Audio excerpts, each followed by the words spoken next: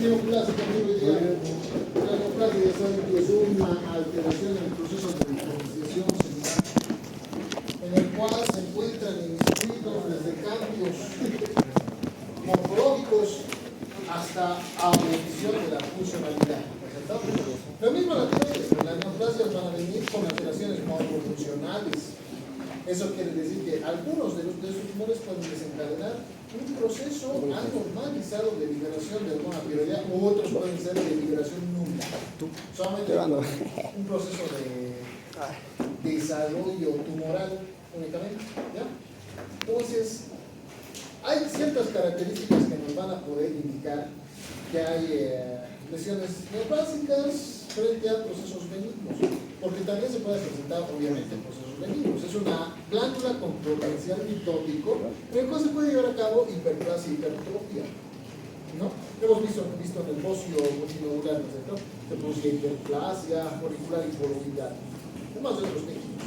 Igual en la enfermedad de Graves había hiperplasia, ¿no? Vamos a ver el adenoma cómo es muy bien. Muy bien. Las características de las neoplasias, la primera característica que hay que revisar es si existe nodulación, porque las nodulaciones, cuando son solitarias, tienen mayor riesgo de ser malignas. ¿Muy bien? Entonces, lo primero, lesiones solitarias son malignas. Las lesiones múltiples, habitualmente benignas. Siguiente. Los nódulos, si aparecen en personas menores de 20 años, o si estos aparecen en personas mayores de 75 años, hay más probabilidad de malignidad. Cuando más temprano se presentan, más malignidad, más riesgo de que esta sea una neoplasia tiroidea. Y si se presentan en población infantil, también. Es más probable que un sobrecrecimiento tumoral tiroideo sea neoplásico en el varón. Porque es hombre. ¿Muy bien? Si se presenta en la mujer, habitualmente es benigno. Además, aquí hay algo importantísimo, la exposición a la radiación. Sí, radiación. Esto es importante porque tiende a desencadenar un proceso de dismorfia desde las células foliculares. Se ve esto frecuentemente en las personas que trabajan en sitios cercanos a lugares donde hay mucha radiación. ¿No bien? Por ejemplo, en trabajadores de plantas nucleares en el primer momento de la radiación, no, obviamente. Pero sí se puede ver en pacientes, por ejemplo, en técnicos radiólogos. Por eso tienen que tener también un protector para lograr la tiroides cuando se produce la emisión de los rayos X. ¿Bien? De hecho, han debido ver a los radiólogos habitualmente cuando les toman rayos X se van a un cuartito separado, lo que se encuentra detrás de una pared de plomo, para evitar la radiación. La radiación constante desencadena cambios en el proceso de ciclo celular. Del ciclo celular, pero desde los genes, a nivel génico. Porque lo que desencadena es un proceso de disregulación de los fosfatos, del grupo fosfato a nivel del ADN. Por lo tanto, puede desencadenar malformaciones cerebrales.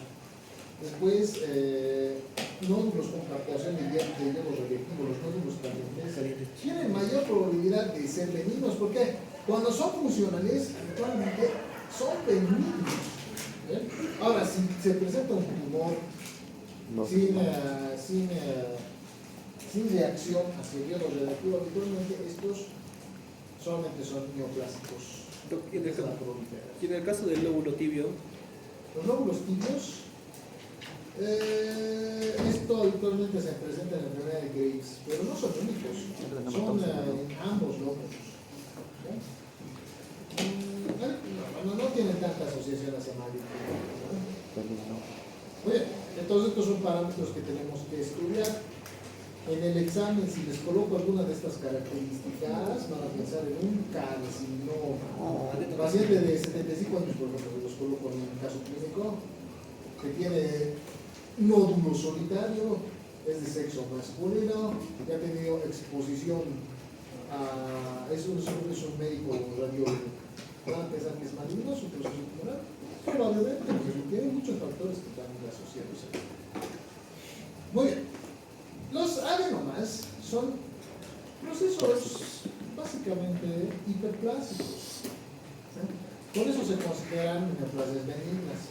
Porque como estamos viendo aquí en este cortecito, tiene todavía características de ser tiroides. Y hemos dicho que cuando no tiene estas características, pues ya podemos hablar de una neoplasia, ¿no es cierto?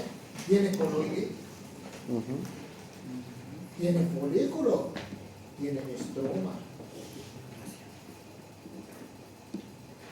¿Parece glándula tiroides? Sí. Por su composición tisular, parece. Lo único que ha pasado acá es que ha sobrecrecido el tejido y se ha hiperplasiado.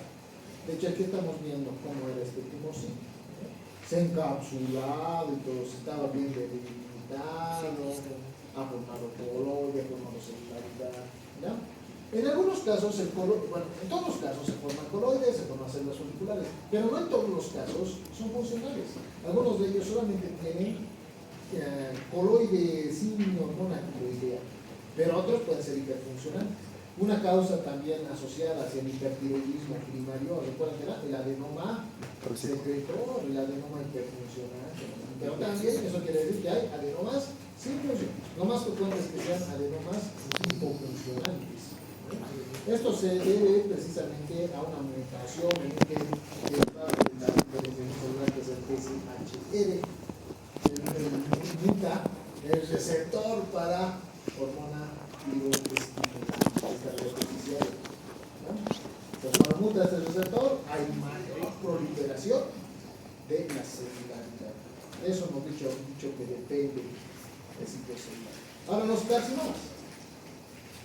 Los carcinomas se van a clasificar en 4 grandes grupos. Esto hemos visto en la clase. El carcinoma papilar, en un 85% de los casos. Es el más benigno de todos, afortunadamente, y el más frecuente. El más frecuente, afortunadamente, es el más benigno.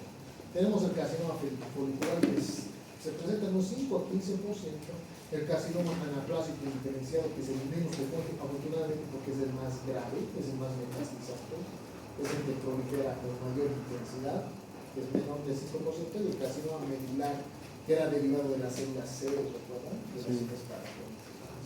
Entonces, aquí se encuentra una asociación, ¿no? Existen alteraciones con el gen RAS, que es el gen de los segundos mensajeros, del proceso de la diferenciación. Y esto va a afectar múltiples genes. Incluso este es el más peligroso, el PI3K, porque este es el que se encuentra habitualmente en todas las células para desencadenar el proceso de transformación, de diferenciación, el proceso de la división celular. Cuando está más cercano de este lado, habitualmente se desencadenan carcinomas anaplásicos, como estamos viendo acá. Este también es un gen general del proceso de diferenciación. ¿Ya? Mientras que los que se encuentran más hacia este lado, por mutaciones de estos genes específicos, habitualmente no son tan proliferativos. El folicular y el medular son bien lentos en su crecimiento. Pueden metastizar algo en los cercanos, pero son lentos en su proliferación. Y actualmente se hace la resección y se soluciona el cuadro del proceso neoplásico. No es el que se envasó. Este caso ya es más grave, pero habitualmente cuando se encuentra precozmente este proceso tumoral, pues tiene un tratamiento mucho más sensible incluso a la radioquimioterapia. Mientras que el anaplásico pues no es un tío, es difícil de tratar. ¿Ya? En ese caso, como todos los tumores, va a tener alteración de la expresión génica y por lo tanto alteraciones en la citomorfodiferenciación. Vamos a ver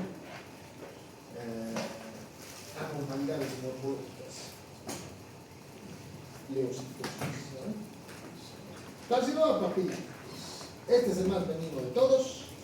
Características que tiene el carcinoma papilar es que vamos a ver unas calcificaciones, compresiones, que son denominados los cuerpos de psamoma. Si vemos cuerpos de psamoma, están asociados hacia el carcinoma papilar. Este tiene anaplasia folicular, Esta es una característica que comparte con el carcinoma folicular, pero el carcinoma folicular es más restrictivo en su crecimiento, ¿no? Tenemos acá núcleos de cromatina dispersa, otra característica que tenía el carcinoma papilar, los ojos de la huérfana, ¿no? Y tenemos distribuciones intracelulares de cromatina, eso es lo que se ve para que se produzca el eucromatismo en las células. Entonces, dos parámetros acá que les voy a preguntar. Los cuerpos de psamoma y el signo del eucromatismo, ¿no? Por de huérfana, es la más característica en el carcinoma folicular. Además de que es de crecimiento lento y bien debilitada. El carcinoma folicular presenta nódulos fríos hiperfuncionales. Esto quiere decir que no vamos a encontrar coloide, no vamos a encontrar almacenaje, pero sí filtración de hormona T3 y sí captación. No forma coloide como estamos viendo acá, habitualmente retrae al coloide. Se forma un montón de células foliculares que empiezan a desencadenar mucha proliferación de T3, pero de T1 y T2. Lo liberan directamente hacia el sistema. ¿Muy bien? Y habitualmente este es bien proliferativo, a diferencia del papilar, este tiende a crecer alrededor, crece por encima de la cápsula inclusive. Por eso es más metastizante que el papilar. Pero el beneficio que tiene es que metastiza a estructuras próximas antes de dividirse por la red vascular. Cuando metastiza por diseminación hematógena, que se sucede en los casos más graves, se dirige a pulmón, hueso y obviamente los huesos, las estructuras más vascularizadas son las más afectadas, principalmente el pulmón, por continuidad. Muy bien. En sus características, miren, forma folículos, por eso se llama folicular. En el caso del papilar formaba papilas. Aquí todavía tenemos folículos reconocibles entre estas pequeñas áreas vascularizadas. Produce invasión cápsula. El carcinoma medular, crece en monitos.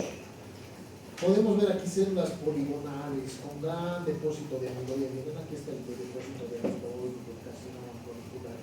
Forma mucho amiloide porque empieza a desencadenar alteraciones en la liberación de la calcitonina. Y tiene una función amiloide en las células, en los fibroblastos que se forman en continuidades, por lo tanto, forma mucha fibrosis amiloidógena, lo estamos viendo acá. Y una característica que vamos a ver acá es que habitualmente lo que desencadena son alteraciones en el metabolismo del calcio. Como estas células producen calcitonina, habitualmente los pacientes desarrollan un déficit en la mineralización ósea. Los pacientes van a tener raquitismo, van a tener atrofia ósea, tendencia a fracturas, etc. ¿Esto podría aumentar la probabilidad de tener osteoporosis? Sí, mucho, porque ya no hay calcitonina, ya no se mineraliza. Ya no hay nada que pueda desencadenar el proceso de mineralización ósea. Porque no olviden que la calcitonina no solamente funciona en el proceso de mineralización, también en la absorción del calcio, en la liberación del calcitriol, que va a desencadenar también la reabsorción del calcio del riñón, la metabolización de la vitamina D. Entonces, todo el proceso de metabolismo cálcico se encuentra afectado, ya no hay función. Entonces, los pacientes tienen habitualmente preponderancia hacia déficit del proceso de mineralización. Eso es todo. El anaplásico es una grave. El anaplásico es completamente diferenciado, no se reconoce absolutamente nada. Produce un proceso metastizante con mucha facilidad, ¿no? Es mucho más rápido su proceso de diferenciación que el resto. Eso no va a tratar. O sea, la realidad de los cuatro, el papilar que tiene. Papilas. Papilas, está bien. Tiene los cuerpos de psamoma o hipermetabolismo. Entonces tiene los ojos De huérfana. muy bien. Doctor, ¿esa fibrosis sería a esos cuerpos por almacenamiento de calcio o también de fibras para que Es que el sedimento que queda ahí es un factor osmótico para el calcio, empieza a compilarse. forma calcificaciones, inicialmente hay sedimento de yodo. Ya. ¿Qué más? El folicular, ¿qué características tiene? Bueno, folículos son bien diferenciados, son células polimórficas y tienden a crecer de manera síncreta, ¿no es cierto? Empieza a desencadenar el crecimiento en zonas, por ejemplo, capsulares o mixtacapsulares. Cosas de la célula C. ¿Cómo se llaman de la célula C? Carcinoma. Anaplásico. Carcinoma. ¿Tienes a punto? Así es. Muy bien, vamos con el siguiente tema. Recita 5. Vamos a revisar la patología.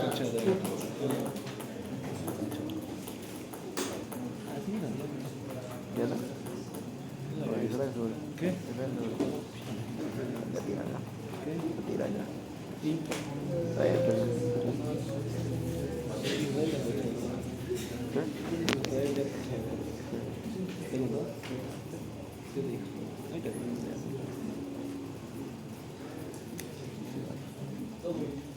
Muy bien.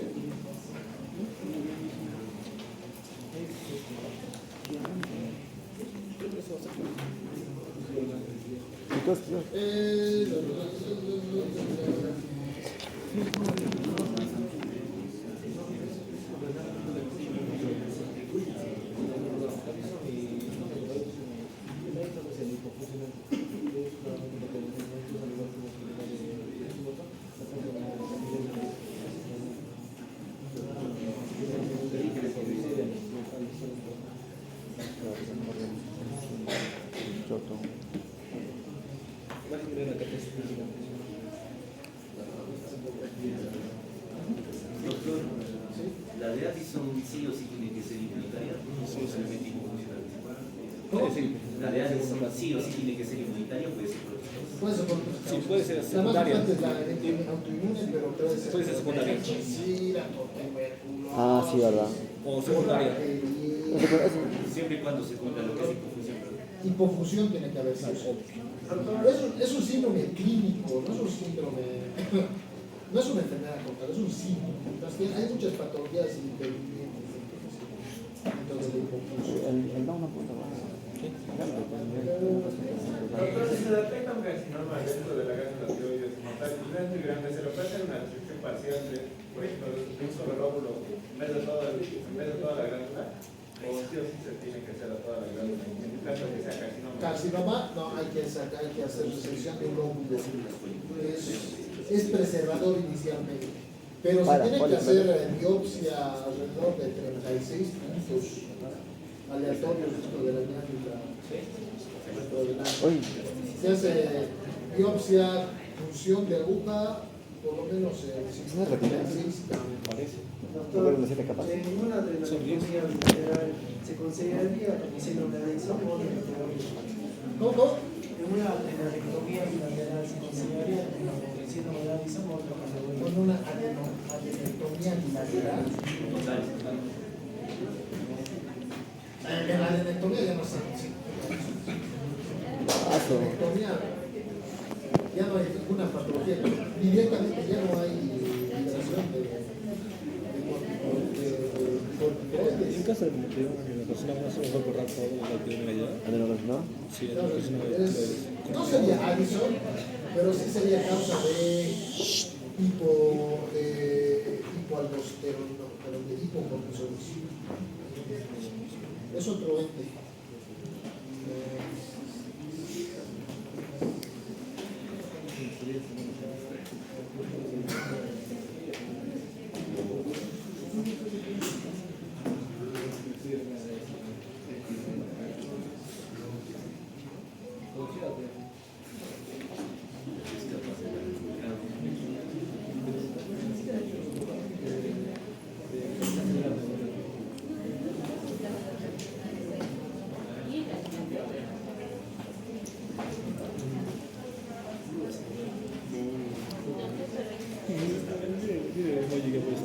Sí, aquí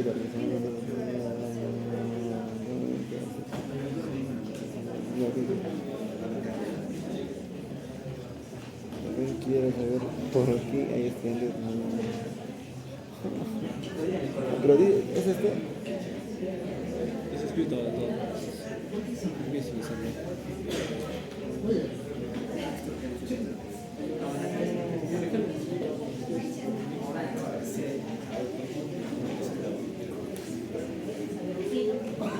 Bueno, vamos a empezar haciendo un breve recuerdo de esta herramienta. Oye, para eso tenemos que hablar de algo denominado el eje. Todo el sistema endocrino funciona en base a ejes. Todo el sistema endocrino funciona en base a una liberación primordial por una glandulita que se denomina el hipotálamo, que por cierto es una glándula, a pesar de ser parte del sistema nervioso. Aquí tenemos dos núcleos, habíamos realizado previamente. El núcleo paraventricular Subóptico. y el preóptico. El subóptico no tanto con estas. Entonces, estos núcleos van a desencadenar la liberación de una hormonita que se va a dirigir hacia la hipófisis, hacia la hipófisis. ¿Cómo se llama la hormonita que es liberada por este que va a desencadenar el eje hipotálamo hipoficiario CRH. corticosuprarrenal? Suprarrenal.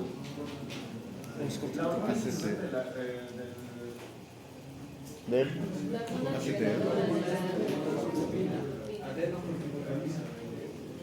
No es adrenocorticoide. corticótropas. Corticótropas. Es la C. Gracias. H. Se denomina hormona liberadora de corticotropina.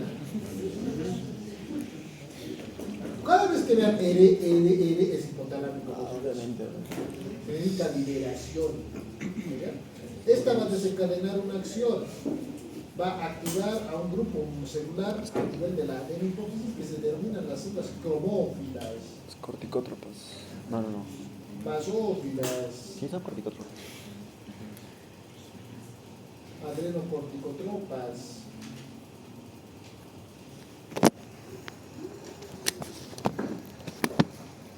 Las cuales van a liberar su producto de secreción. ¿Cómo se llama el producto de secreción de estas células?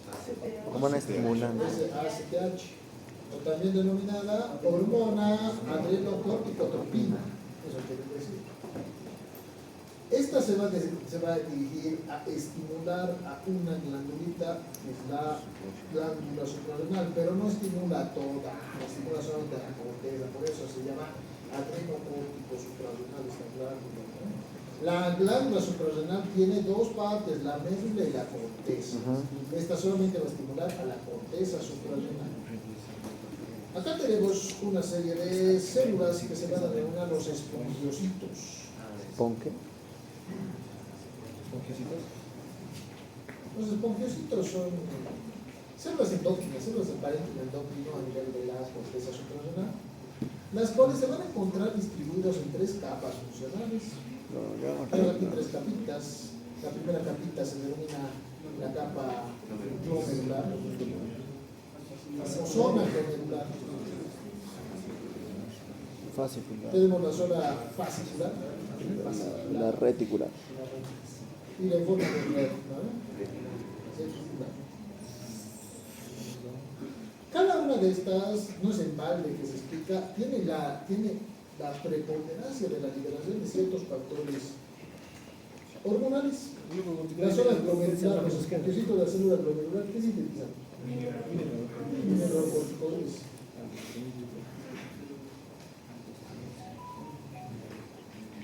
Aquí tenemos a la aldosterona.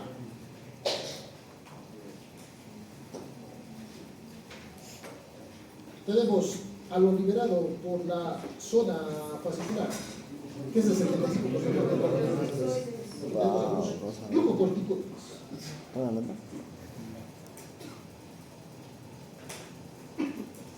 ¿Qué sintetiza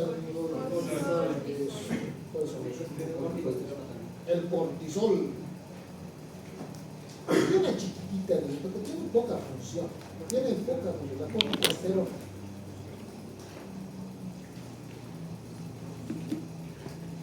Y las zonas articulares que se sintetizan. ¿Qué es eso? Andrógenos débiles. Ah, súper.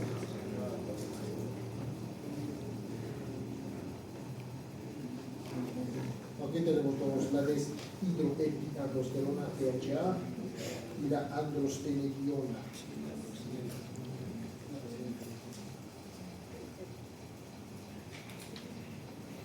Oye, antes de iniciar, tenemos que abordar una cosita. Acá, al igual que en el resto de las patologías que hemos visto, en la tiroides, perdón, al igual que en la tiroides, tenemos patología primaria y secundaria.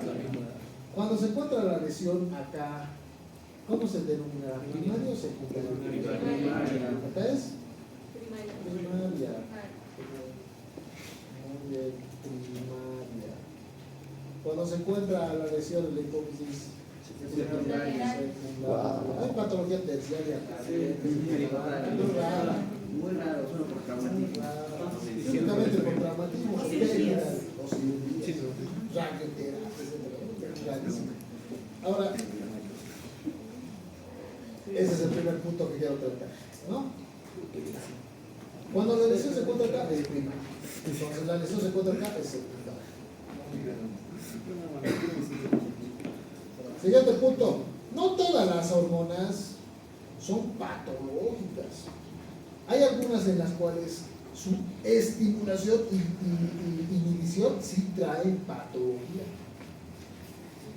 Por ejemplo, a ver, ¿habrá una patología asociada a la disminución de los andrógenos tiroides? Masculinidad frágil.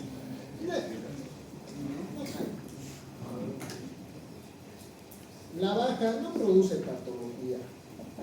La que sí produce patología es cuando se eleva. Aquí vamos a hablar de una patología cuando esta se eleva. Cuando se eleva, esta patología es una síndrome adenoviral.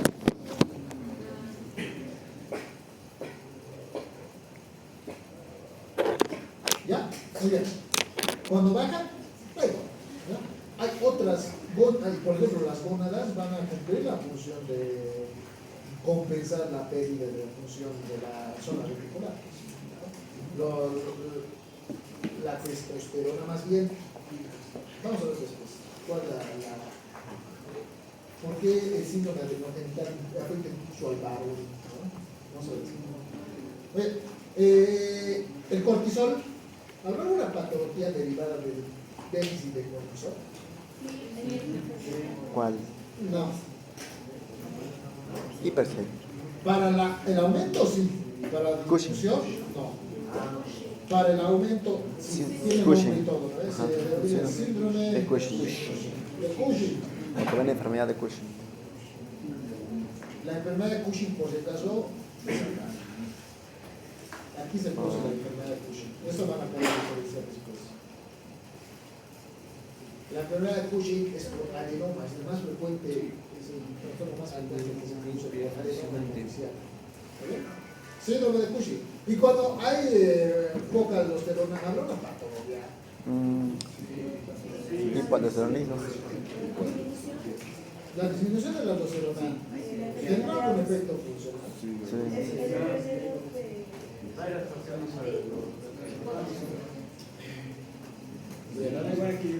En el caso de la aldosterona, importa cuando sube, pero también cuando baja.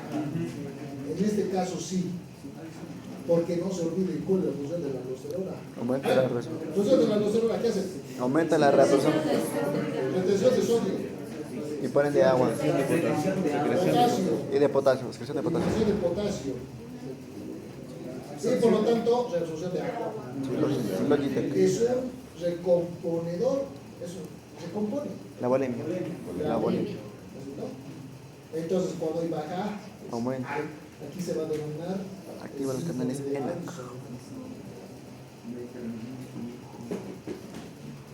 y cuando aumenta se denomina hiperaldosteronismo.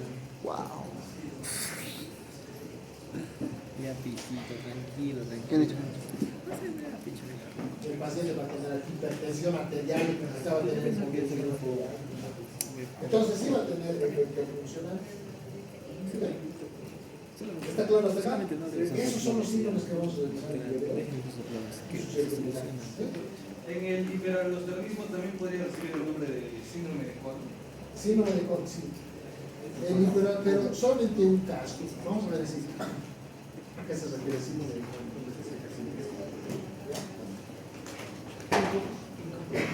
Muy bien. Entonces, ya sabemos a qué nos vamos a tener durante esta clase.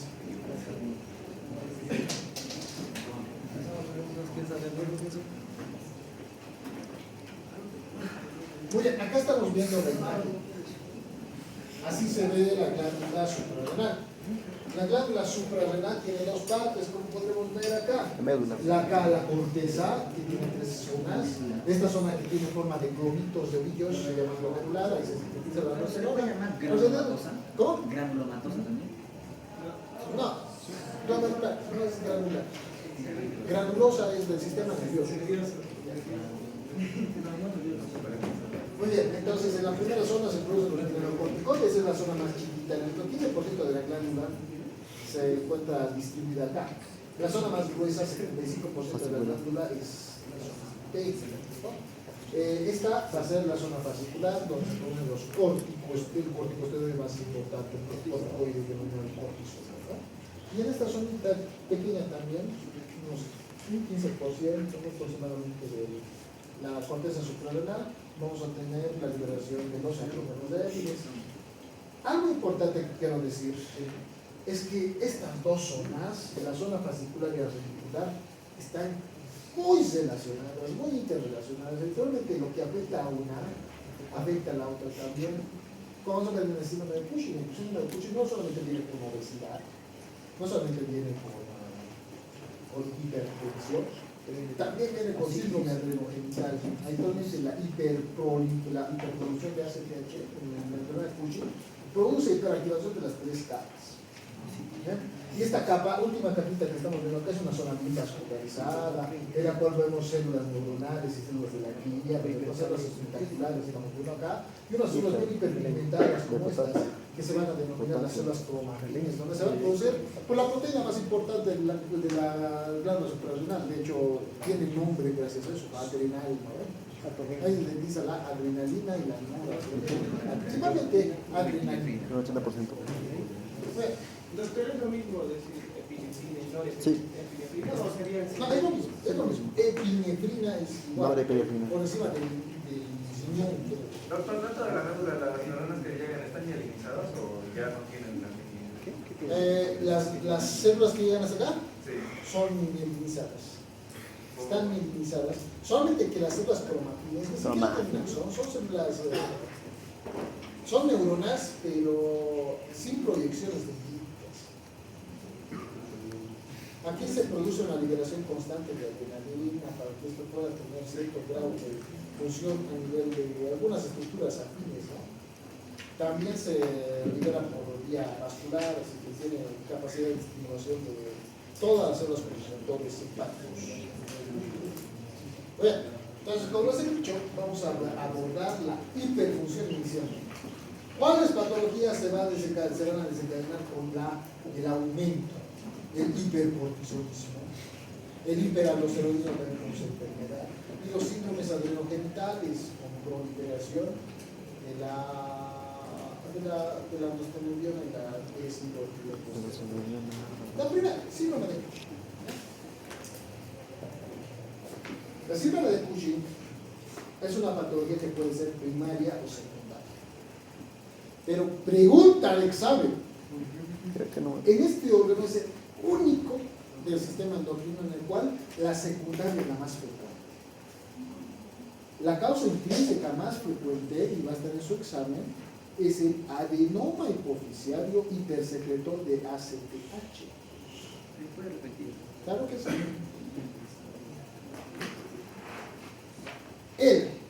La patología intrínseca más frecuente en relación al síndrome de Cushing, al hipercortisolismo, va a ser el adenoma hipofisiario hipersecretor de ACTH. El secundario. Ese es el más frecuente. ¿Ya? Porque el intrínseco es bien raro. Es menos frecuente. ¿Sí?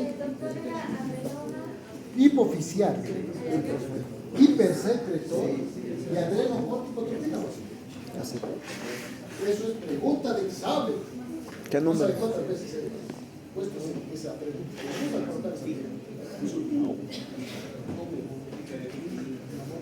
¿Qué número? Ahora, ¿han notado que he usado la palabra intrínseco? Porque hay Eso quiere decir que hay uno que es extrínseco. Y esa es la causa más frecuente de síndrome de Cushing. El extrínseco es la causa más frecuente de síndrome de Cushing. Administración de fármacos. El hipercortisolismo extrínseco o iatrogenia. De fármacos. ¿Y a qué me estoy refiriendo con iatrogenia? Fármacos. No, después de una intervención médica. Es derivado Fármacos. de servicio médico. ¿verdad? Obviamente.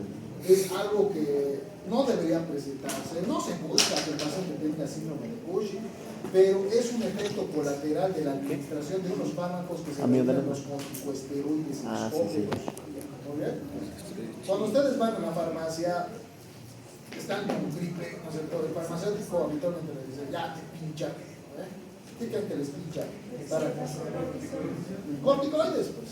Les inyectan dexametasona, Sí. todas las que se vienen. Unas teorías. Les administran una dosis de 1 gramo de azúcar. No, Cuando se le administra una vez, ya no hay problema, se va a autorregular. El problemita es cuando se administra de manera crónica. El síndrome de Cushing que se ve muy frecuentemente en pacientes a los cuales se les administra crónicamente corticosteroides exógenos. ¿Por qué? ¿Por qué?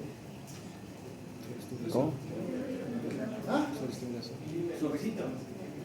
Inhibe los síntomas, pero ¿Sobreestimulación? hay un efecto que se busca con los corticosteroides, que tristemente en nuestro medio se utilizan por el precio, ¿cierto? No tenemos acceso a inmunomoduladores. Los corticoides no solamente intervienen en el proceso de la gluconeogénesis, la lipólisis, etcétera, etcétera, etcétera. También son analgésicos, como les he dicho, ¿verdad? Antiinflamatorios rápidos. ¿verdad? Y tiene un efecto adicional, cuando se administra más dosis, producen inmunosupresión. ¿Muy bien? En nuestro medio se utiliza para enfermedades autoinmunes. Por ejemplo, la enfermedad de Hashimoto era una enfermedad autoinmune, ¿verdad? Sí. En la cual se activaban las células para desencadenar destrucción del tejido follicular tiroideo. También la hizo. En Addison también, en artritis reumatoidea, en lupus eritematoso sistémico, en diabetes mellitus tipo 1, en todas ellas se administran estos corticoides. Porque por un lado disminuyen la presencia de inflamación, por otro disminuyen la presencia del dolor en el caso de las enfermedades reumáticas, y por otro lado disminuyen el proceso de la proliferación de células inmunitarias. Ese es el efecto principal. Ahora el problemita con esto es que el aumento de los corticosteroides a nivel sérico va a desencadenar que el paciente desarrolle más neogluconeogénesis, más formación de tejido adiposo, obesidad, las características del síndrome de Cushing vamos a la tenemos. Sí, también quería preguntar. Entonces ya, si se llega a llegar a administrar estas, entonces ya va a tener efectos adversos al primer uso. Al primer uso no. El efecto adverso se presenta con el uso crónico, con el uso sostenido durante mucho tiempo. En un paciente con artritis reumatoidea, pues una ampollita de dexametasona cuesta aproximadamente unos 5 o 6 pesos. Un tratamiento inmunomodulador, digamos el amaliximab, que también se utiliza para enfermedades reumáticas, pero en Estados Unidos, en nuestro medio ahí también, pero es carísimo. Una ampollita puede costar 80, 70 dólares. El beneficio que tiene el seguro es que no va a posicionar el Cushing porque es inmunomodulador. En el caso del primero, se va a producir síndrome de Cushing, porque no solamente tiene un efecto, no produce motivación inmunitaria, solo también produce disminución de la inflamación y síndrome, pero está asociado a procesos metabólicos. Ahí está el problema. Entonces, primera pregunta de su examen. ¿Cuál es la causa endógena más frecuente del síndrome de Cushing? Hipersecreción de ¿cuál es la causa exógena más asociada al síndrome de Cushing? Ya. Acá están todos, miren. Acá está el síndrome de Cushing oficiando en el Robbins, está como la primera causa, ¿no? Porque en Estados Unidos ya no hay pues mucha administración de los corticoides. Esto ha pasado a segundo plano, pero todavía sigue teniendo un efecto asociado. Miren, aquí está, síndrome de Cushing diatrógeno por consumo de corticosteroides. ¿Ya? Ahora, las otras dos causas del hipercortisonismo es el primario, raro, rarísimo. Esto es por adenoma suprarrenal, hipersecretor, ¿ya? En el cual se producen muchos corticoides, rarísimo, ¿ya? Y el otro, aquí está, este es el adenoma suprarrenal. Y la cuarta causa es un adenoma extrínseco, no es extrínseco, migratorio, ¿ya? El síndrome de Cushing paraneoplásico, cuando el tejido parenquimatoso productor de corticosteroides metastiza hacia otro órgano, como es el caso del tumor, y empieza a desencadenar ahí la secreción de cortisol, por cual va a desencadenar también un proceso de síndrome de Cushing. Entonces, síndrome de Cushing siempre va a significar una cosita, hipercortisonismo. ¿No? Ahora, en el hipercortisonismo primario, ¿cómo estará pues, el cortisol? Claro. ¿Y cómo estará la ACTH? Ese es raro. Actualmente, en el síndrome, en la enfermedad de Cushing, que es el adenoma hipersecretor, se van a ver los dos separados. Ese es el más importante. Ahora, aquí le damos la verdad. Es que esto es clave.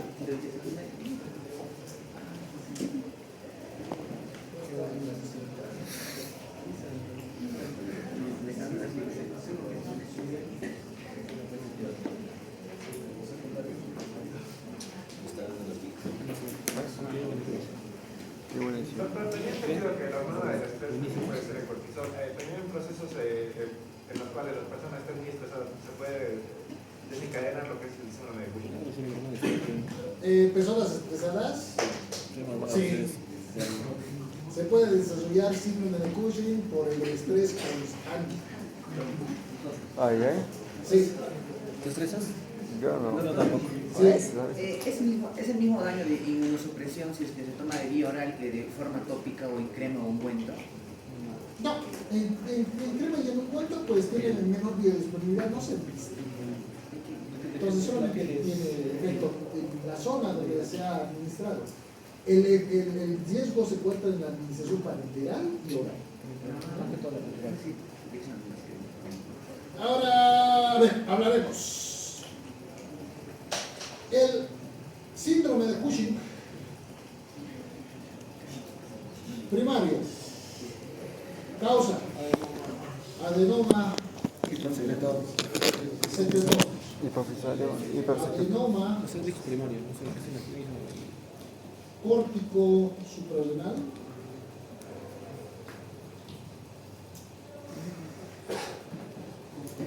secretor de tiroides. Aquí tenemos dos marcadores, uno que va a ser el cortisol y otro que va a ser la ACTH. La CDH no se toca. ¿Por qué? Porque es local, como la TDH tampoco se toca. Muy bien. ¿Cómo se encontrará en el adenoma córtico suprarrenal secretor, en el síndrome de Cushing primario? ¿El cortisol? Elevado. ¿Por que es hipercortisolismo. Eso quiere decir síndrome de Cushing, hipercortisolismo. Está elevado el cortisol. ACTH. Disminuido. Siguiente. El secundario. Causado por adenoma hipoficial. Hipersecretor de STH. Hipersecretor de ACTH. ¿Cómo va a estar acá? Ambos elevados. Porque es hipercortisolismo, el síndrome de Cushing que hemos dicho. En el diatrógeno.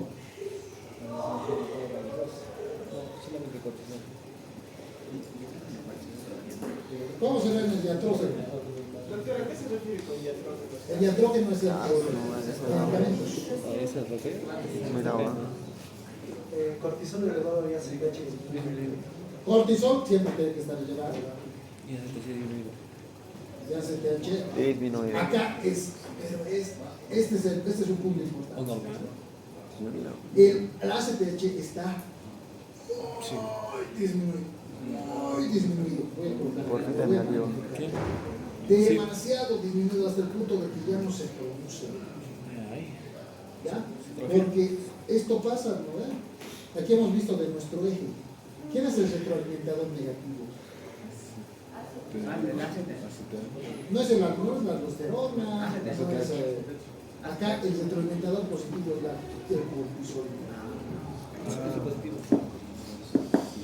Cuando hay mucho cortisol, desencadena déficit de la liberación de CDH, ACTH, por lo tanto la formación de cortisol.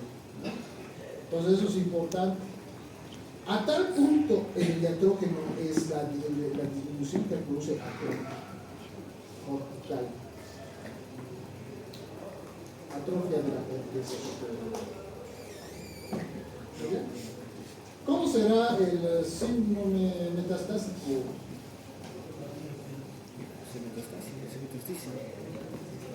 Es igual.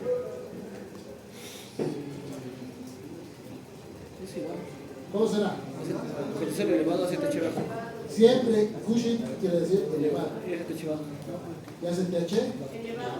Bajo. Bajo. Está tratando de regular. Es porque es metástasis. Muy bien. Este es nuestro screening de los 4 cuánticos. Así se ve. Muy bien.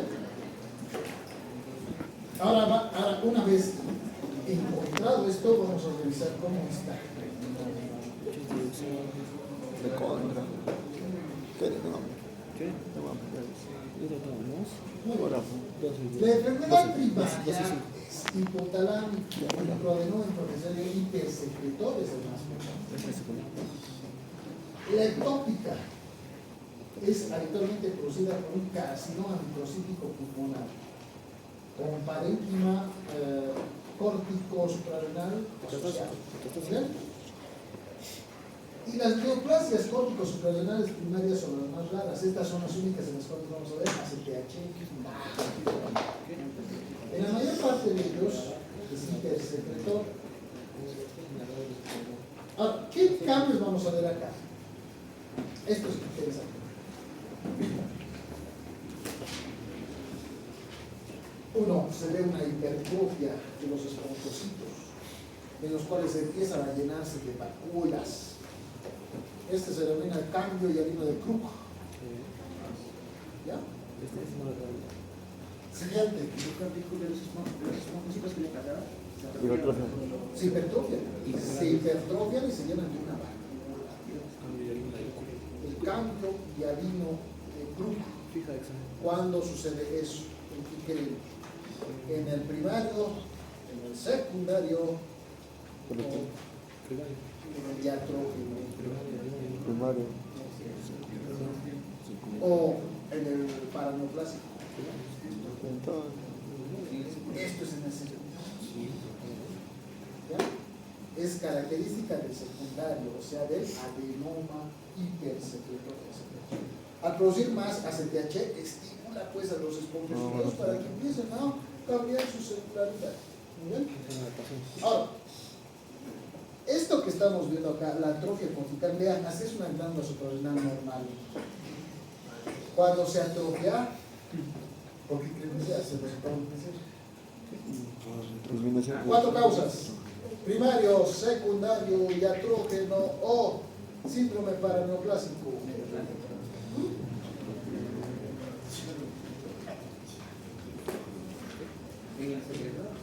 ¿Ah? Es en el diatrógeno. En el diatrógeno es donde se ve atrofia. En el primario se ve adenoma. En el secundario se ve hipercrecimiento. El único que está atrofiado es acá. ¿Por qué razón? Porque el paciente está con dosis constantes de cortisol. La ACTH solamente tiene una función de estimular a la corteza suprarrenal. Como el paciente ya tiene mucho cortisol en la sangre, entonces ya no estimula el crecimiento. Y entonces estas células que tienden a hacer empiezan a atrofiarse a tal punto que el paciente, incluso después de un tratamiento prolongado, sufre después hipocortisolismo. ¿Ya? Y en ese caso el paciente podría recuperarse de esa enfermedad. Si es muy crónico, no. Entonces sí o sí va a utilizar el medicamento. El problemita no es con el hipocortisolismo, ¿no? El problemita es con el hipoaldosteronismo. Va a desarrollar el paciente pues, déficit de la función suprarrenal, de la aldosterona. Muy bien. Aquí estamos viendo, así se ve. Esta está bien, así normalmente, este está grueso, ¿no ven? Este está hipertrofiado, está grande. ¿En qué caso se ve este? En el primario, en el secundario, en el diatrógeno o en el paraneoplásico. Secundario. En el caso del secundario, ¿qué hay? Hipersensibilidad de ACTH. Esto estimula el crecimiento de la glándula suprarrenal, por lo tanto, aumenta el tamaño. Doctor, una consulta. Aparte de la atrofia, ¿podría ocurrir una metaplasia por ejemplo de ACTH infección? La metaplasia sucede ¿En cuando hay el diatrógeno? Bastante. ¿Podría haber metaplasia? No. ¿Por qué habría metaplasia? Habría hipertrofia. Eso. Metaplasia no, porque no es necesario. El síndrome paraneoplásico, por si acaso, es por carcinoides, por carcinoma. O sea, tiene que ver acá un proceso neoplásico metastizante que es hipersecretor. Que aparte de todo, además es hipersecretor. Pero es raro. ¿Ya? Muy bien. Y evidentemente en el primario, muchachos, vamos a ver mucha esteroidogénesis, entonces se va a volver así amarillo. Esto es por células cargadas de lípidos, porque las hormonas córticos suprarrenales no se van a olvidar. Aquí grupo hormonal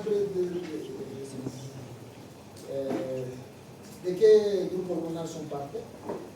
De los glucopéptidos, de las aminas, catecolaminas, esteroides, ¿qué será? Entonces requiere que ya pues para normal. Entonces empiezan a llenarse de grasas hiperestimulantes. Aquí estamos viendo más trastornos, ¿ya? En el caso de la hiperplasia macro o micronodular, también acarrea atrofia. También acarrea atrofia porque la ACTH lo que hace es tratar de estimular la secreción de la corteza suprarrenal, pero esta no es la causante, pues habría sido una masa tumoral, un cáncer que se puede tener pulmonar, ¿no? Entonces empieza a producir atrofia, pero acá la característica principal es que es un nódulo metastizado, ¿no? Y en el caso del primario, como estamos viendo acá, es un adenoma hipersecretor. Ese es el que crece y empieza a proliferar. Aquí también vamos a ver solamente el crecimiento del adenoma, esto está atrofia. Solamente el crecimiento del adenoma. Porque la ACTH hace retroalimentación negativa. El único en el cual hace retroalimentación positiva es en el adenoma hipertrofial. Hipersecretor ácido. ¿Está claro? ¿Hasta acá está claro? Una pregunta yo. Sí. En la placa cortical que usted indicaba que sería de manera exógena, ¿qué pasaría con los adipocitos que tienen ahí como que estarían dentro de la corteza renal? En el exógeno, Sí, o sea, en el diatrógeno. en el tetrágeno, sí. En el diatrógeno, pues todo se atrofia. Se pierde la función. Este es el diatrógeno. Este que estamos viendo acá, todas las glándulas se atrofian. Todas. Entonces los espongiositos desaparecen, tienden a atrofiarse, tienden a desaparecer. ¿Y sería reemplazar por otro fibrosis? Fibrosis, fibroblastos, una cicatriz fibrosa. Se fibrosa. Doctor, de alguna forma estaría afectando a la médula de la corte. No, la médula funciona con otros estimuladores. Es estimulada por el sistema nervioso simpático para la secreción de catecolaminas. No afecta eso. ¿Sí? Claro que sí. Se lo voy a dibujar. A ver. Para que recuerden.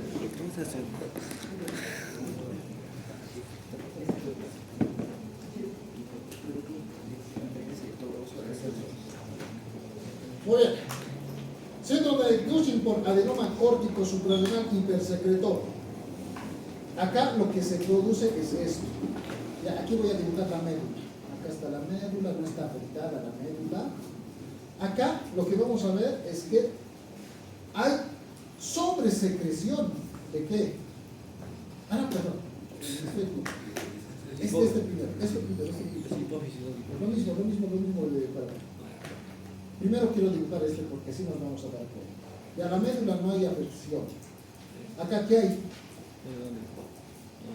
Es una adenoma. Hipersecreción de ACTH. ¿Esto que estimula? El proceso de crecimiento de la corteza suprarrenal.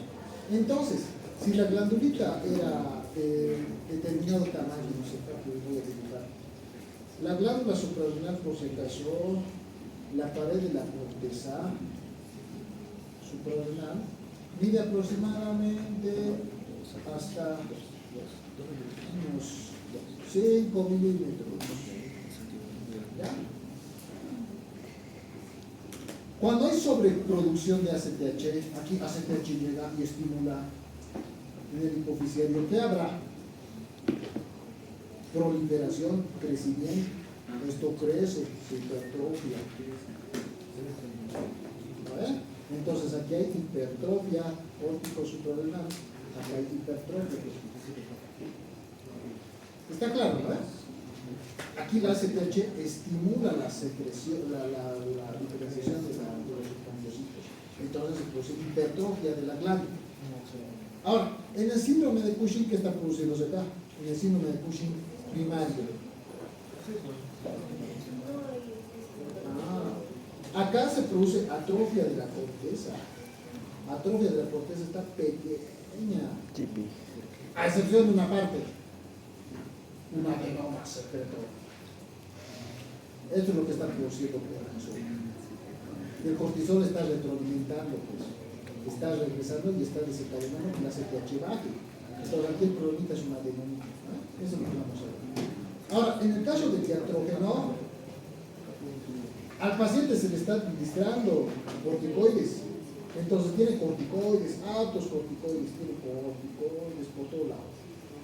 Como tiene alto corticoide que le han administrado por vía de medicamento, entonces va a tratar de retroalimentar, pues, retroalimenta. Entonces la ACTH, ¿cómo va a estar? Baja. ¿Y cómo va a estar la glándula suprarrenal? Pues completamente atrofiada. Va a estar muy atrofiada la pared, muy delgada. Hasta el punto de que casi desaparece. En algunos puntos incluso desaparece hasta el anillo. ¿Ya? Y en el síndrome metastásico, pues habitualmente también se va a producir eso. Acá el problemita no es precisamente esta glándula, es que en el pulmón se encuentra una masa,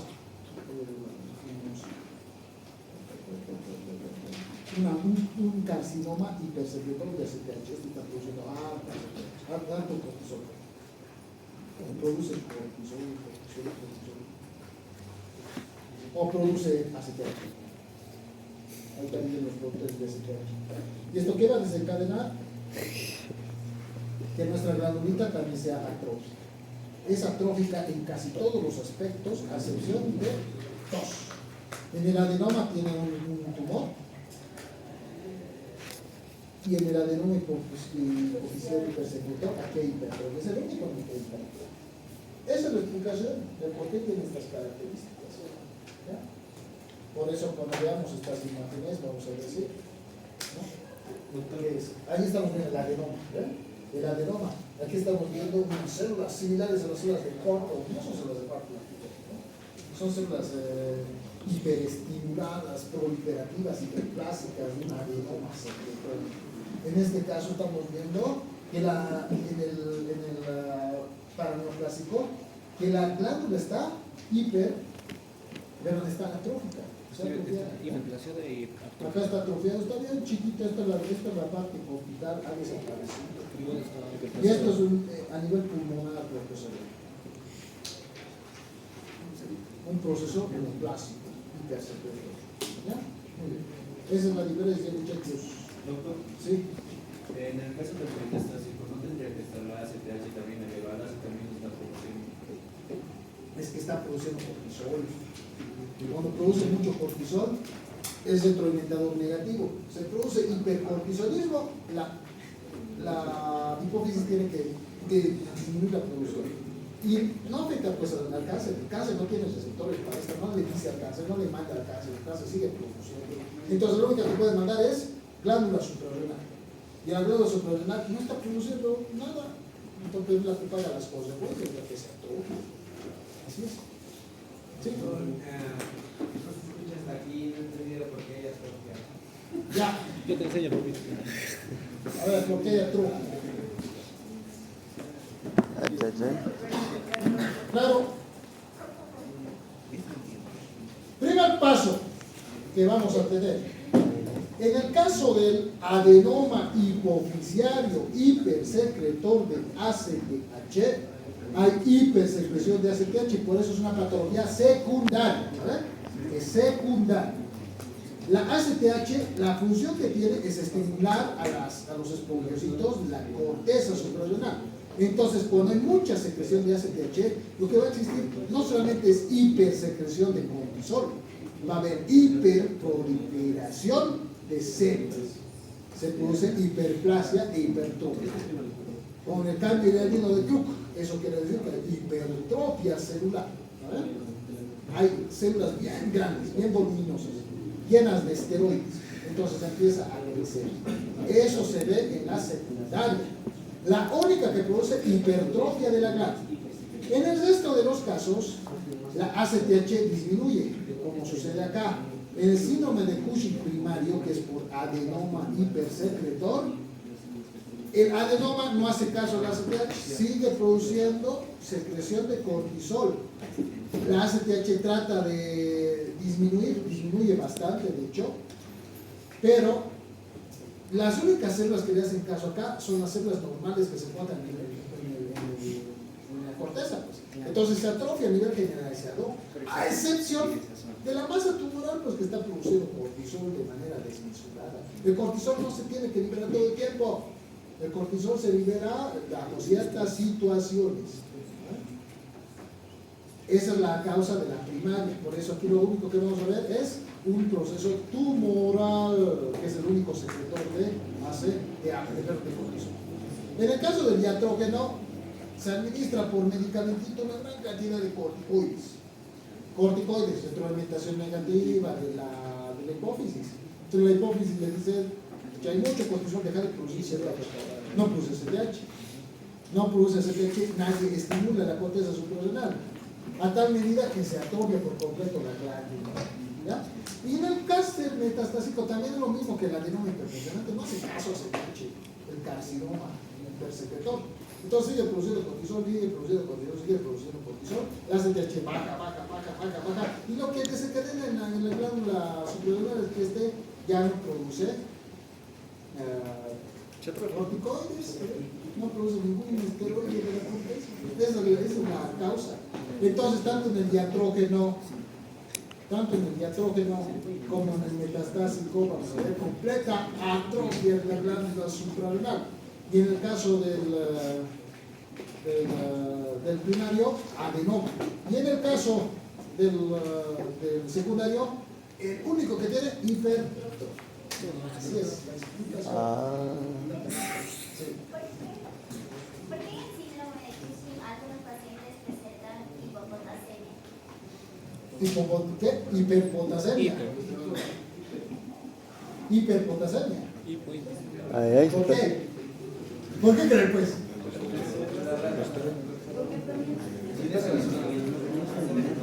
El paciente también tiene hipertensión, por ejemplo. Aldosterona, por efecto, por no efecto. Por el déficit de la estimulación de la producción de aldosterona. Al no tener aldosterona, porque esto produce, como les he dicho, las tres zonas están casadas, ¿no? Afecta a la zona fascicular, sí, pero también afecta a la zona glomerular y a la zona reticular. Entonces la paciente va a tener mucha cantidad de potasio porque también ha disminuido la síntesis de aldosterona por la zona glomerular. Y la paciente va a tener también algunas alteraciones sociales. Doctor, una pregunta. En la metastática usted dijo que había presencia de tumor. Sí. En el caso de esos tumores, son carcinomas. Probablemente son carcinomas intersecretores, son raros. Habitualmente los carcinomas son hiposecretores, no producen secreción, son casos raros, intersecretores. Muy bien. Estas son las características del paciente que tiene síndrome de Cushing. La paciente tiene alteraciones anímicas. ¿Por qué? Porque la ACTH también interviene en la liberación de beta endorfinas. El paciente habitualmente es triste, está pesadumbrado. La beta endorfina también se produce por la beta endorfina. No mueve un buen estado de ánimo. Ahora, la mayor parte de estas alteraciones son derivadas de obesidad, evidentemente por el cortisol. Ya saben que el cortisol tiene un efecto metabólico, ¿no es cierto? Cuando el paciente tiene hipercortisolismo, lo que se lleva es que todo lo que se consume a reserva, todo a reserva. Les he explicado en la anterior clase que esta glandulita es la hormona del estrés, ¿no? Entonces nos protege ante un eventual peligro. Aumenta la gluconeogénesis. ¿Para qué? Para tener más glucosa a disposición, por lo tanto almacena más cantidad, ¿no? Esta es una hormona que básicamente se ha desarrollado desde los principios, hasta los animales también tienen glándulas suprarrenales, no es algo solamente del ser humano. Esto hace que, por ejemplo, los animales, los mamíferos, empiezan a consumir un montón de comida, ¿no es cierto? Y empiezan a engordar antes del invierno. Sitios nevados, ¿no ven? En nuestro medio también hace eso, pues. Hace que comamos ante una eventual catástrofe. El problemita es que esta liberación de corticosteroides estaba planeado para un ámbito prehistórico, pues, en el cual, por ejemplo, si se encontraba con un tigre, teníamos que tener una concentración adecuada de glucosa y glicémico. Teníamos que aumentar la frecuencia cardíaca gracias a las catecolaminas que se encuentran al ladito. Sí, nos prepara para la huida, pues nosotros, gracias al cortisol y a las catecolaminas, tenemos más frecuencia cardíaca, tenemos más flujo vascular, tenemos más glucosa, tenemos más ATP, por lo tanto, podemos correr con todas nuestras fuerzas, ¿verdad? Ahora, el problemita es que ahora nuestros tigres son otros, pues nuestros depredadores son otros. Nuestros depredadores, ¿cuáles son? Exámenes, ¿no? Cada 2 meses. Y entonces, cuando hay exámenes, pues el mismo mecanismo se genera, pues el estrés, ¿no es cierto? El prepararse. Cuando ustedes están en exámenes, yo personalmente, ¿qué hacía? Empezaba a comer sin darme cuenta, ¿no? Empezaba a comer. O me enfermaba. ¿Por qué? Porque los corticoides producen inmunosupresión. Me enfermaba de gripe, se me caía el pelo, salían aftas en la boca, ¿no? Así. Entonces, lo mismo vamos a ver en la paciente que tiene síndrome de Cushing, pues los corticoides se elevan, vamos a tener más gluconeogénesis, vamos a tener más glucosa a nivel vascular, se está preparando para una eventual un obstáculo. Entonces, osteoporosis, por ejemplo, ¿por qué va a tener el paciente? ¿Ah? ¿Por qué desarrollar la osteoporosis de los pacientes? La hiperpotasemia interviene en el transporte del calcio.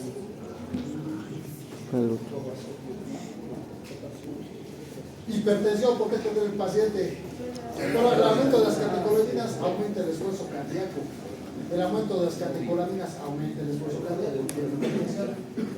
Ahora, esta redistribución de la facies en luna llena, de la cara en luna llena, la joroba del búfalo, la obesidad central, es característica de dos cositas. Uno, las catecolaminas, pero los conductores, y otro, angiospermidón. La obesidad del varón. ¿Recuerdan que en la primera clase hemos hablado de los tipos de obesidad? Sí. La obesidad de la mujer como una forma de pera, la obesidad del varón. Entonces la distribución siempre va a ser así. En una mujer, que vean una mujer con panza, una mujer con la cara gruesa, pero los brazos y las piernas flacos, es Cushing. Lo más probable es que sea Cushing. Después viene piel fina. ¿Por qué razón? Porque básicamente desencadena este proceso de déficit en el resto de los tejidos periféricos eventualmente. El colágeno empieza a grisarse. ¿Para qué? Para producir más glucosa, para producir más glucógeno. Todo está dirigiéndose ya. Las estrellas abdominales también se presentan por aumento por vasodilatación, se producen alteraciones del ciclo menstrual también. ¿Esto por qué será? Por la androstenediona, por las hormonas de la glándula suprarrenal de la zona muscular. Doctor, y en el signo de cara de luna llena, entonces, ¿por qué hay una distribución anormal de la grasa? En el signo de... Porque también es obesidad del varón, pues. En el caso del varón no solamente que se aquí también en el cuello, y por eso es la más riesgoso, ¿no ve?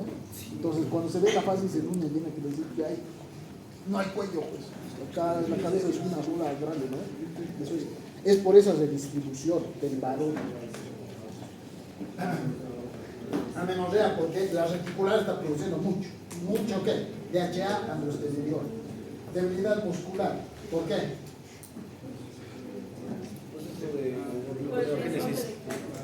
No solamente por eso.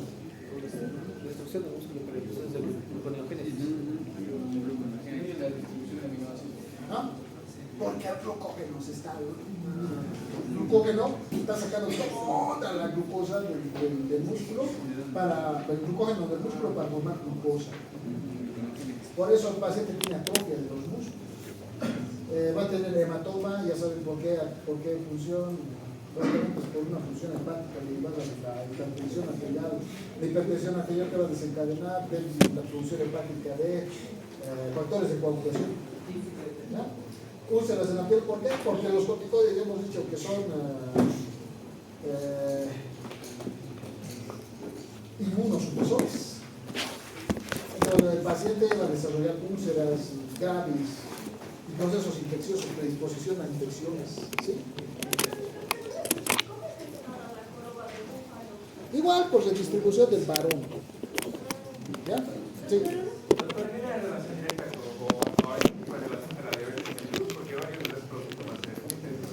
Va a tener diabetes. La paciente eventualmente con síndrome de Cushing, uno de los parámetros adicionales que desarrolla hiperglicemia.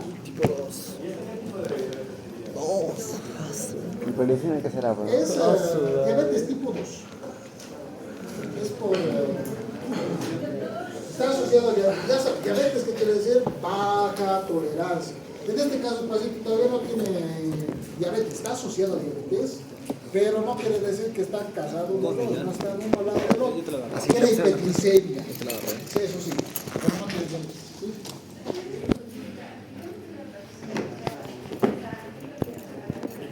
¿Cómo?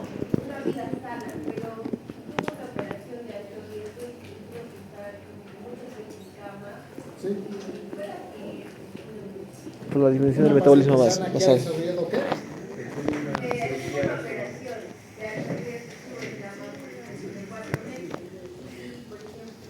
han administrado corticoides, dices.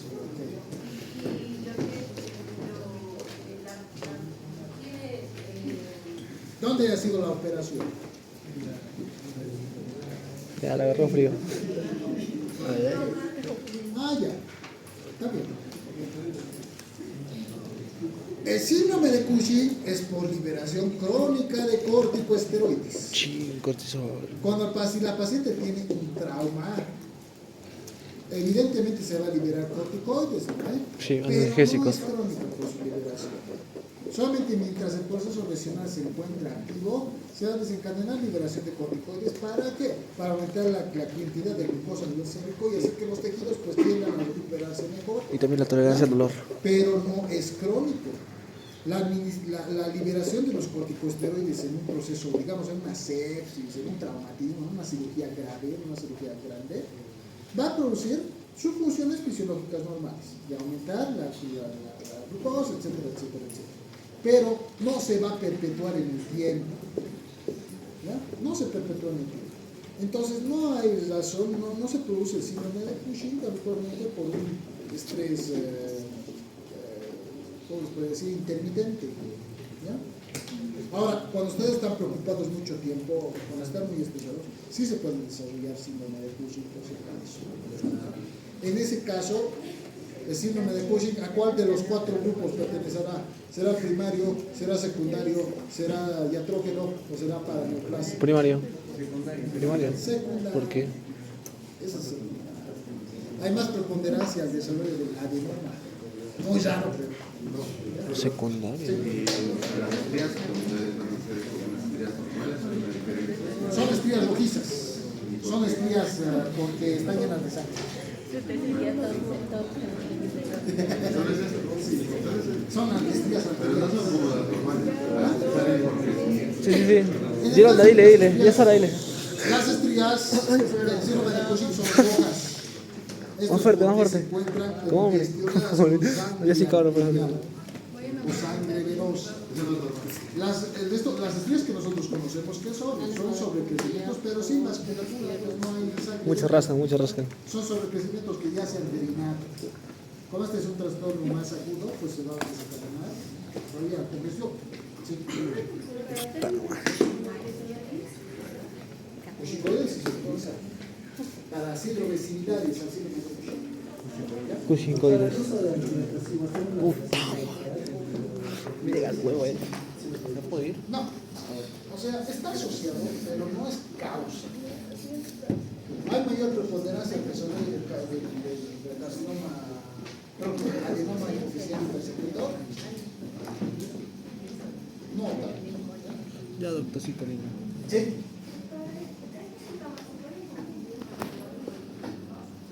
¿Con qué? Sí, sí. ¿Con qué? ¿Tú dijo? Y mucho. El síndrome de ovario poliquístico contiene otra etiopatogenia. La paciente también desarrolla obesidad, también desarrolla síndrome de pelo e infertilidad. Se asocia, porque en el caso del síndrome de ovario poliquístico es por déficit de andros, de estradiol, de la secreción de estradiol en el ciclo menstrual. Y acá hay hipersecreción de androstenediol y DHA, que también tienen esas funciones acuáticas. Vamos a ver después el síndrome de ovario poliquístico. Sop.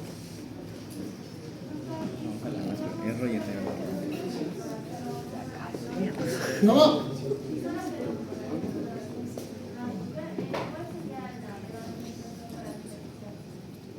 ¿Cómo se diferencia uno del otro?